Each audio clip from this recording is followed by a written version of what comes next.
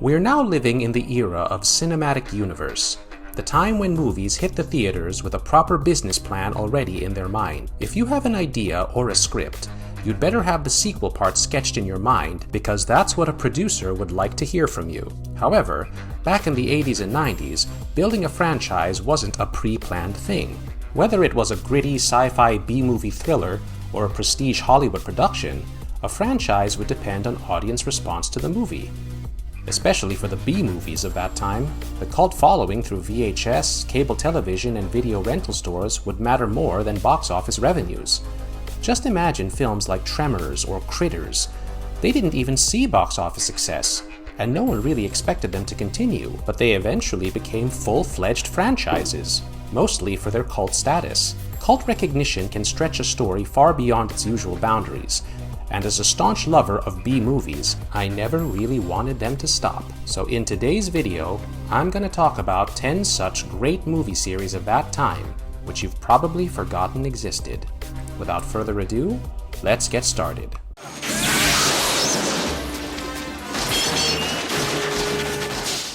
Nemesis. For the first one on the list, I'm gonna talk about a movie that might look like a bizarre cocktail of Blade Runner, RoboCop, and The Terminator, but trust me, it's the messiah of all 90s low-budget cyberpunk thrillers. Directed by Albert Pyun, Nemesis is a 1992 sci-fi flick starring Olivier Gruner as Alex Rain, a cop who is part machine and part human. First of all, I'm not calling it a flawless masterpiece because, oh boy, it's got some issues that you just can't ignore, like an extremely tangled plot and super corny dialogue, yet it punches way above its weight. The movie takes place in 2027, a timeline that Pyun believed would be all about humanoids casually strolling around the city and getting cybernetic upgrades that are just as normal as getting a new haircut. So, we got a counter-terror operative, Alex Rain, who gets blown into pieces by the Red Army Hammerheads, probably the coolest name I've ever heard for a resistance group of a futuristic world. Now, doctors have patched Alex back together, giving him more and more cybernetic parts, but he's still 86.5% human, as Alex would call it. Meanwhile, the information about terrorists and the cyborg outlaws is getting out of hand, so the police commissioner Farnsworth puts Alex on a mission to track his ex-girlfriend Jared, who has some crucial data regarding the Hammerheads. Alex steps in, but the ultimate twist is that Farnsworth and his whole system are the real corrupted ones. Now, Alex, who was actually played by a French kickboxing champion Olivier Gruner, was not Pyun's initial choice for a protagonist, as the very first character that came into his mind was a female character. But it was the early 90s, so very naturally, producers asked him to swap her out for a male lead. But even after all the compromises he made, Nemesis transformed into a loose franchise consisting of 3 more films, which are Nemesis Nebula, Nemesis Death Angel, and Nemesis Pray Harder. Now, Nemesis is actually all about Albert Pyun energy, which means an absolutely bokeh opening scene with slow-mo shootouts and action scenes that you might have seen in his earlier films like Kickboxer and Cyborg. Most importantly, we know Nemesis ain't any Blade Runner because of mainly the budget issues. But when I first watched it, I was just blown away by its high ambition and attitude of becoming something original and entertaining, which is why I still talk about Nemesis today.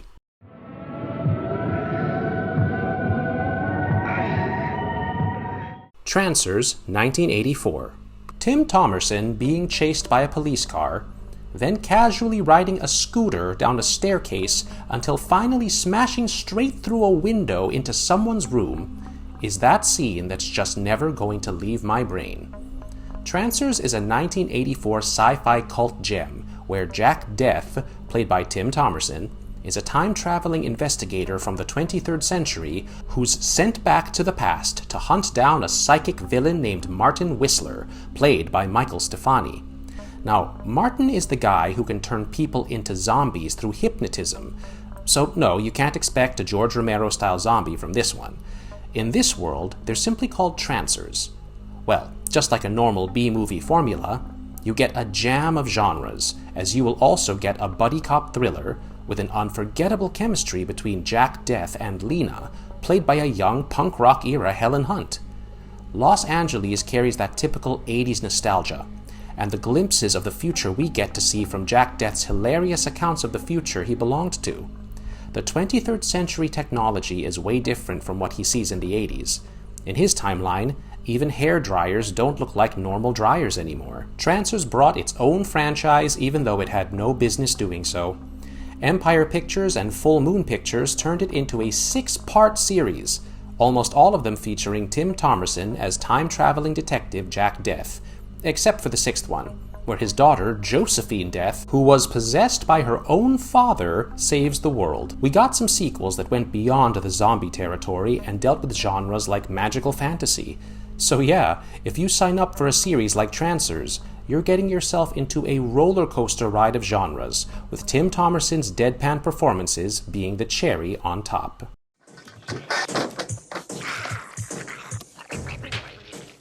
Critters, 1986. If you really piss off a cute little gremlin and it suddenly turns into the weirdest and meanest version of itself, you're basically getting something like Critters. People have casually called them the Gremlin ripoffs for years, but I think that's a bit unfair. Gremlins are pranksters. They mess up. They break stuff.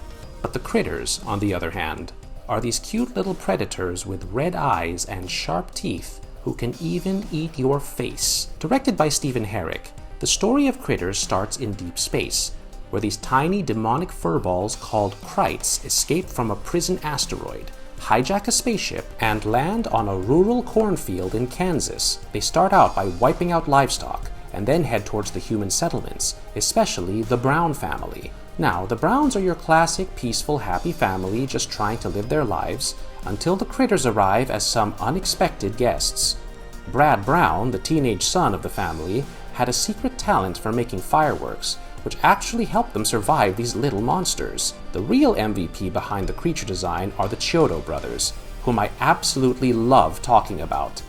They might not be the most popular names, but back in the 80s, they did a fair amount of monster designs like killer clowns from outer space and, of course, Critters, which became a franchise eventually. Critters 3 became the most memorable film of the series for featuring the acting debut of Leonardo DiCaprio, who was just a teen boy at that time.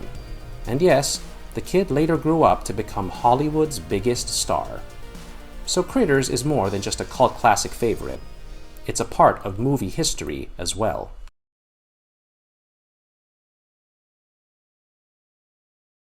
Cyborg Cop, 1993. Cyborg Cop is iconic because it exactly delivers what it promises. A cyborg cop. And we need no further metaphors or bait and switch to prove that. Beyond the usual levels of good, bad, or ugly, I think I should call this film something like a tribute to all kinds of action thrillers. Be it martial arts, gunfire, or heavy practical effects work, you get everything here. The film feels like a group of nerds who grew up reading dystopian novels, got too carried away to make a film like this, and trust me, that madness is there all throughout. We follow Jack Ryan's character, played by David Bradley, who is an ex-DEA agent searching for his brother Philip, who vanished after an investigation on a drug operation in the fictional Caribbean island of St. Keith. As Jack tries to find out the truth, he eventually meets his brother again, but not as a human anymore. Philip has turned into a cyborg killing machine, and behind this tragedy stands a man named Kessel, played by John Rhys Davies, who just steals the show as a super unhinged scientist and a drug runner in a Hawaiian shirt. Sam Furstenberg, who was already famous for his American Ninja series, just wanted to make a cheesy 90s B-thriller where technology is brutal and merciless without having any aesthetics of a utopia. So yeah, let me tell you pretty honestly, if you really want a film that would tickle your love for subtlety, Cyborg Cop is not the right choice, because Sam Furstenberg hates subtlety most of all. And very unsurprisingly, there is a trilogy with the same kind of madness featuring David Bradley fighting against robots. Although I liked the second one, the third film somehow dragged a lot and featured the same kind of formula, just a bit recycled. And that's why if I recommended you a truly cult cyborg movie, go for the original one without any doubts.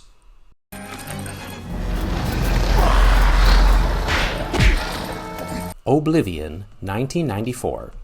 To talk about Oblivion, I've got to start with just how unpredictable the film is. It is actually a genre mashup on an insane level that can even confuse its most loyal fans on Earth. Western, science fiction, horror, comedy, loads and loads of soap opera style dialogue. You don't pick one, you get a full buffet. So imagine a future where interstellar adventures are a pretty regular thing. Aliens and humans are coexisting in a world, and the world is this gritty Old West settlement called Oblivion.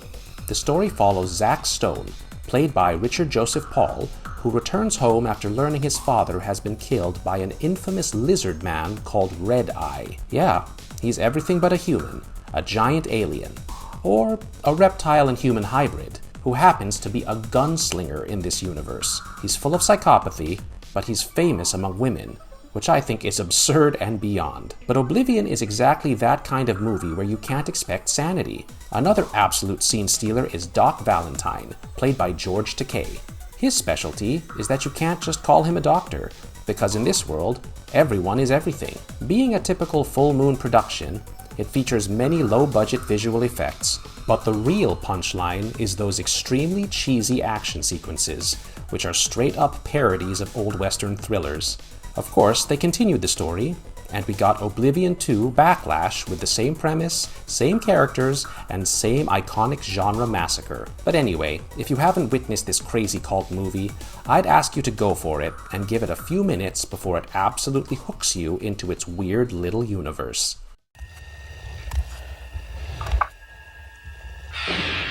Carnosaur, 1993.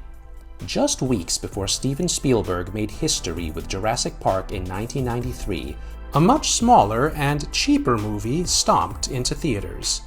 That movie was Adam Simon's Carnosaur.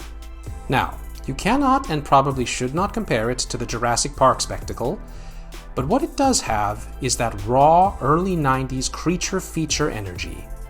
At the center of the story, we got Dr. Jane Tiptree, played by Diane Ladd, a mad geneticist secretly developing a doomsday virus that spreads through chicken eggs. And when humans, especially women, breathe it in, they end up giving birth to a carnivorous dinosaur while dying in the process. Yes, I know it kinda demolishes every known law of biology, genetics, and common sense, but when you've got a carnivorous monster gnawing at you on screen, you wouldn't care about the scientific accuracy anymore. The production had none other than legendary Roger Corman involved, who came to know about Spielberg making a dinosaur thriller, so he quickly adapted a story from a pulp novel written by John Brosnan, and threw it right into the production phase. It was actually his mockbuster strategy to release his movie in the same window to earn from the advertising campaign of Jurassic Park, and it worked out pretty well. The hype made room for both Carnosaur and Spielberg's dinosaurs, although the latter's commercial success was way higher than Corman's creature feature.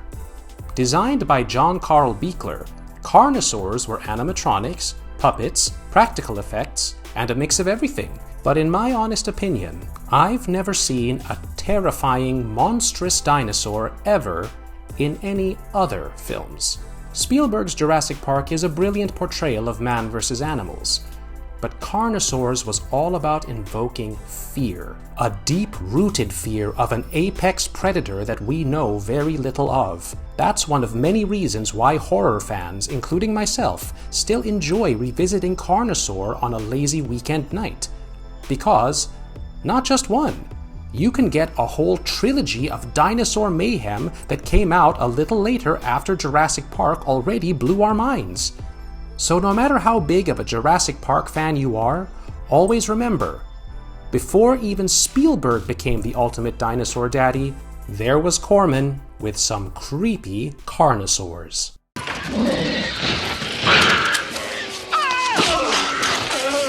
Tremors, 1990.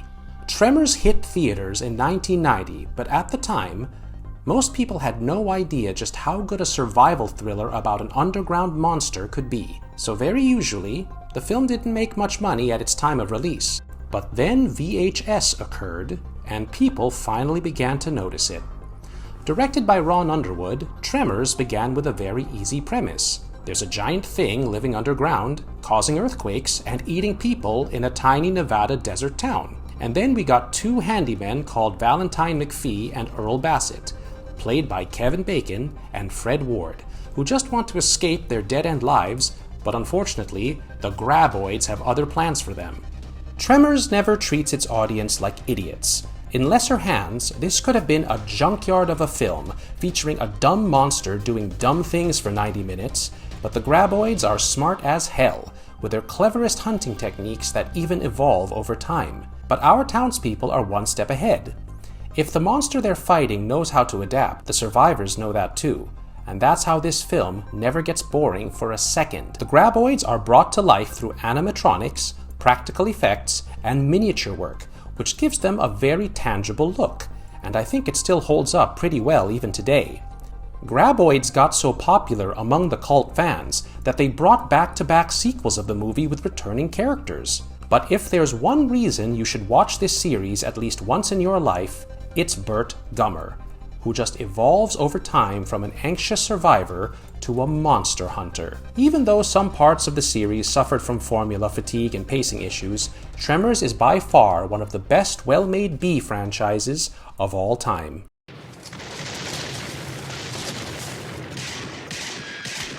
The Hidden, 1987. The Hidden is another genre mashup with a young and charming Kyle MacLachlan in the middle right after his Blue Velvet breakthrough. Directed by Jack Shoulder, the film begins as a gritty Los Angeles cop thriller before slowly sneaking in its sci-fi elements. At first, we see a bank robbery followed by a Ferrari theft and a lot of reckless driving, and enough heavy metal music to wake up the entire neighborhood. Then the suspect is killed, and bam! The story actually begins. It turns out that the criminal wasn't actually a normally functioning human, but a parasitic alien capable of jumping from one body to another. Whoever it possesses turns into a sociopathic maniac committing unhinged crimes. And then enter Lloyd Gallagher, played by Kyle MacLachlan, an otherworldly FBI agent who teams up with LAPD detective Tom Beck, played by Michael Nouri. Gallagher launches a citywide hunt to catch the culprit, who is a shape-shifting alien, so the person they're chasing can be literally anyone. The Hidden wasn't a major hit, but it got a fairly strong review. Kyle MacLachlan was fresh off the success of Blue Velvet, which gave him and the film a lot of attention already. But then I must admire its truly brilliant writing, where this mix of genres fit quite like a glove.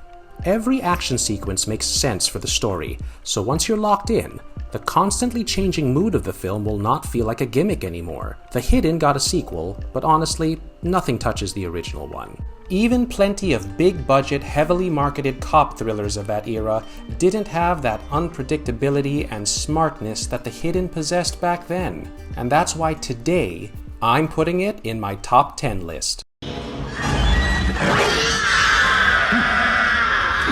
Species, 1995. 1995 was a time of transition, because it's the time when we've already seen a wave of studios being ambitious about creature features, while we're also having some of the last touches of VHS-era monster thrillers. And during this peak evolution stage, we got Species, directed by Roger Donaldson, and starring some of the greatest actors of all time: Ben Kingsley, Forrest Whitaker, Michael Madsen, Alfred Molina, and Natasha Henstridge as the alien creature called Syl. So the scientists received an alien transmission with DNA instructions, which they spliced with a human DNA, and the result is Syl, a female form of an alien-human hybrid who is constantly maturing and growing highly aggressive until at one point, escaping the lab, she begins prowling the city looking for a mate. Species is a legendary movie, mostly because of its creature design, which was an absolute work of art. And why wouldn't it be? The mastermind behind this concept was H.R. Giger, the fella who designed the xenomorph from the universe of Alien. And then we got Steve Johnson bringing in the SFX and making it a gem of a creature feature. Species went on to make 3 more films as a fully developed franchise, although the last 2 films were actually released on television. The whole franchise excels in its body horror elements in a science fiction movie, mostly through the extremely grotesque design of the creature, which can be a mix of terrifying and seductive at the same time. Mandroid/Invisible, The Chronicles of Benjamin Knight, 1993. So now that I've come to the end of this list, why not finish it with a different kind of unhinged science fiction? I'm going to talk about two separate movies released back to back. Both are talking about the same man named Benjamin Knight, who turned into an invisible man. The point of these two movies combined is initially a scientific creation of a humanoid robot controlled by a VR headset to supervise a secret fuel source. But one day, when a rogue scientist called Drago tried to steal the technology, Benjamin Knight was exposed to a chemical called supercon, which made him invisible. Right after Mandroid ends with the conflict, Invisible picks up the storyline showing Ben Knight completely wrapped in bandages, teaming up with the Mandroid to beat the bad guy, Drago. Full Moon Entertainment shot these two films back to back in Europe and released them in the same year. But anyway, it didn't set the box office on fire. However, it did deliver a different kind of movie series that doesn't need a decade-long gap to finish. And that's it. Jack Erskard made these two movies and moved on from the franchise. And ever since, we've just got these two cult classic films that have some kind of love-hate relationship with their fans. No matter how overused the sci-fi tropes you get to see in it, it just never gets old.